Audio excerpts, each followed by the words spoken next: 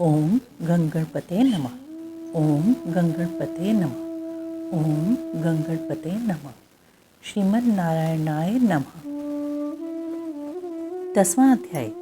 भृगु, अग्नि, अग्निश्वातादि पितरों की संतान का वर्णन।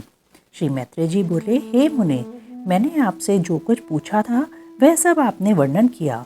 अब भृगु जी की संतान से लेकर संपूर्ण सृष्टि का आप मुझसे फिर वर्णन कीजिए। श्री पराशर जी बोले, भृगु जी के द्वारा ख्याति से विष्णु पत्नी लक्ष्मी जी और धाता विधाता नामक 2 पुत्र उत्पन्न हुए। महात्मा मेरु की आयति और नियति नामनी कन्याएं धाता और विधाता की स्त्रियां थीं। उनसे उनके प्राण और मृकंडु नामक 2 पुत्र हुए। मृकंडु से मार्कंडेय और उनसे वेदशिरा का जन्म हुआ। अब प्राण की संतान का वर्णन सुनो। प्राण का पुत्र द्युतिमान और उसका पुत्र राजवान हुआ। हे महाभाग, उस राजवान से फिर भृगु वंश का बड़ा विस्तार हुआ। मरीचि की पत्नी संभूति ने पौर्णमास को उत्पन्न किया और उस महात्मा के विरजा और पर्वत 2 पुत्र थे। हे द्विज, उनके वंश का वर्णन करते समय मैं उन दोनों की संतान का वर्णन करूंगा। अंगिरा की पत्नी स्मृति थी। उसके सिनी वाली कुहू, राका और अनुमति नाम की कन्याएं हुईं। अत्रि की भार्या अनसुईया ने चंद्रमा, दुर्वासा और योगी दत्तात्रेय इन निष्पाप पुत्रों को जन्म दिया। पुलस्त्य की स्त्री प्रीति से दत्तोलिका का जन्म हुआ, जो अपने पूर्व जन्म में स्वयंभू मनवंतर में अगस्त्य कहा जाता था। प्रजापति पुलह की पत्नी क्षमा से कर्दम, उर्वरियान और सहिष्णु ये 3 पुत्र हुए।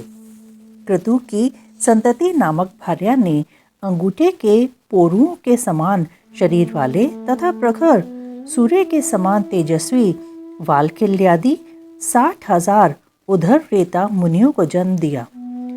वशिष्ठ की ऊर्जा नामक स्त्री से रज, गोत्र, उधर बाहु, सवन, अनग, सुतपा और शुक्र ये 7 पुत्र उत्पन्न हुए।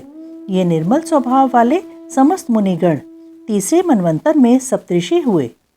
हे द्विज, अग्नि का अभिमानी देव जो ब्रह्मा जी का ज्येष्ठ पुत्र है, उसके द्वारा स्वाहा नामक पत्नी से अति तेजस्वी पावक, पवमान और जल को भक्षण करने वाला शुचि ये 3 पुत्र हुए। इन तीनों के 15 पुत्र के क्रम से 45 संतानें हुईं। पिता अग्नि और उसके 3 पुत्रों को मिलाकर ये सब अग्नि ही कहलाते हैं।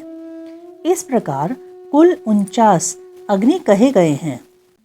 हे द्विज, ब्रह्मा जी द्वारा रचे गए जिन अनग्निक, अग्निश्वाता और साग्निक, बर्हिषिद आदि पितरों के विषय में तुमसे कहा था, उनके द्वारा स्वधा ने मेना और धारिणी नामक 2 कन्याएं उत्पन्न की। वे दोनों ही उत्तम ज्ञान से संपन्न और सभी गुणों से युक्त ब्रह्मवादिनी तथा योगिनी थीं। इस प्रकार यह दक्ष कन्याओं की वंश परंपरा का वर्णन किया।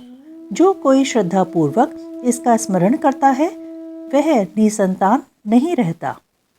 इस प्रकार श्री विष्णु पुराण के पहले अंश में 10वां अध्याय समाप्त। ओम श्री परमात्मने नमः।